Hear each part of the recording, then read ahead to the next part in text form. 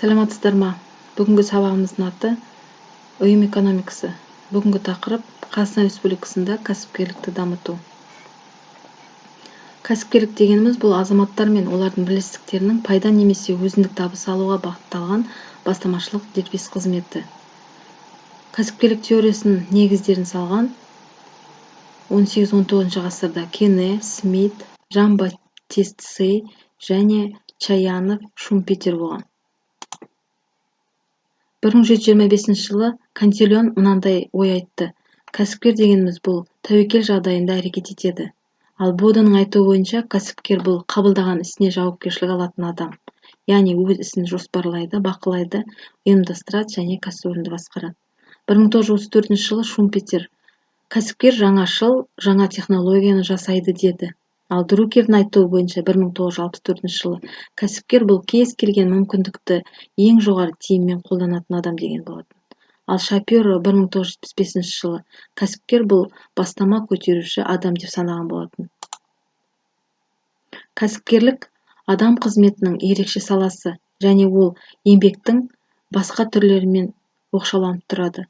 Бұл кезінде атақты неміс экономисі Гарвард университетінің профессоры Шумпетер мән берген болатын. Оның айтқан мынадай сөздері бар: кәсіпкер болу басқаның істегенін істемеу.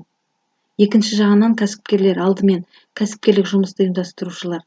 Ол туралы француз экономисі Жан-Батист Сей былай деген: кәсіпкер адамдарды өндірістік шеңбер ауқымында ұйымдастыратын адам. Қазақстанның кәсіпкерлік даму кезеңдері 3 кезеңнен өтті. 1987-2001 жылдардың аралығы кәсіпкерліктің бірінші кезеңі. Бұл уақыт аралығында қызметтің осы түрімен айналысатын халық саны 10 есе дамыту жөнінен көптеген заңдар мен бағдарламалар қабылданды. Халық шаруашылығы кәсіпорындарының біраз бөлігін мемлекет меншігінен шығару мен жекешелендіру кезеңдерін бастан кешірді. Сонымен қатар еліміздің экономикасы дағдарыстық күйден өз қызметін тұрақтандыру кезеңіне өтті. Тұтастай бұл уақытты республикадағы кәсіпкерліктің қалыптасу кезеңі ретінде сипаттауға болады. 2002 жыл мен қазіргі уақытты қоса алғанда бұл кәсіпкерліктің тұрақты дамуының екінші кезеңі. Бұл кезеңнің басталуы дайындалған нормативті құқықтық база мен кәсіпкерлікті қолдау бойынша ұйымдар мен институттардың тұтас құрылымдарын құру мен шағын кәсіпкерлікті дамытудың белгілі теоретикалық және практикалық тәжірибесін жинақтаумен қоса жүреді. Өзінің екінші кезеңінде, атап айтқанда даму кезеңіне өте отырып, кәсіпкерлік республика экономикасын гүлдендіретін басты тетіктердің бірі екенін көрсетті. Экономикасы дамыған елдердегі кәсіпкерліктің дамуында қол жеткен әлеуметтік-экономикалық параметрлеріне сәйкес, инновациялық процестер мен өнімді экспорттаумен байланысты үшінші кезеңді анықтауға болады. Сөйтіп кәсіпкерліктің дамуының әрбір кезеңіне қызметтің осы түрін қалыптастыратын өзінің факторлары мен нәтижелері тән.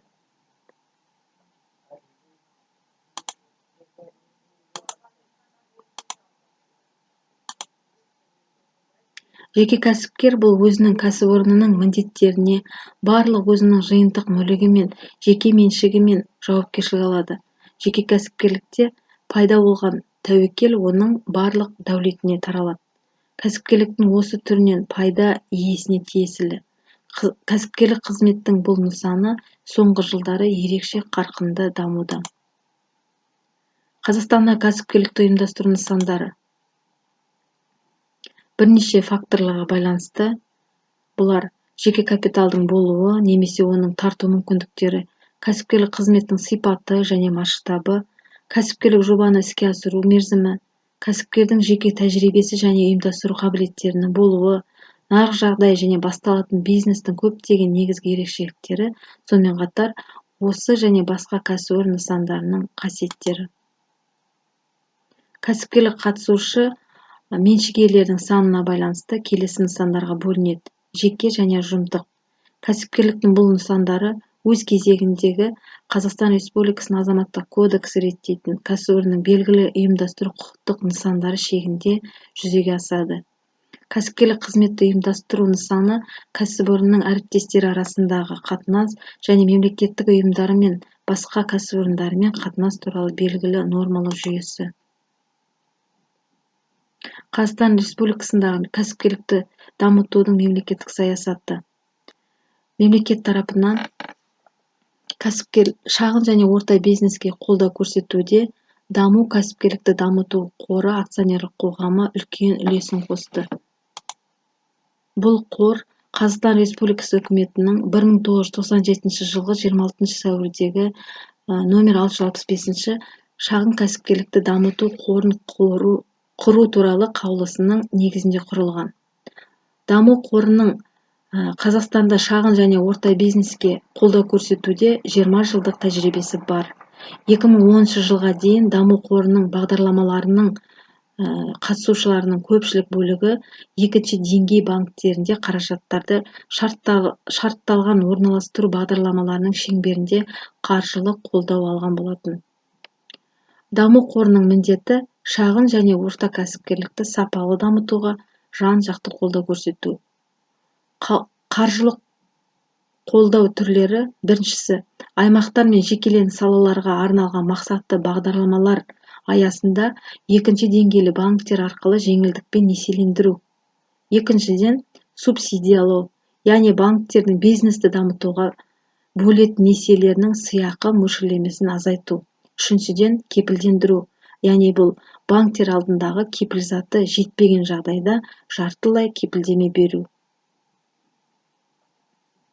2010 жылдан бастап бизнестің жол картасы 2020 мемлекеттік бағдарламасын іске қосудың арқасында даму қоры арқылы кәсіпкерлікке қолдау көрсету құралдарының спектрі елеулі кеңей түсті. Соның ішінде шағын және орта бизнес субъектілерінің кредиттері бойынша сыйақы мөлшерлемелерін субсидиялау, шағын және орта бизнес субъектілерінің кредиттеріне кепілдік беру басталды. Сондай-ақ шағын және орта бизнеске кеңес беріп қолдау және оқыту бағдарламаларын ауқымды іске асыру бастау алды. Тыңдағандарыңызға көп рахмет. Сау болыңыздар.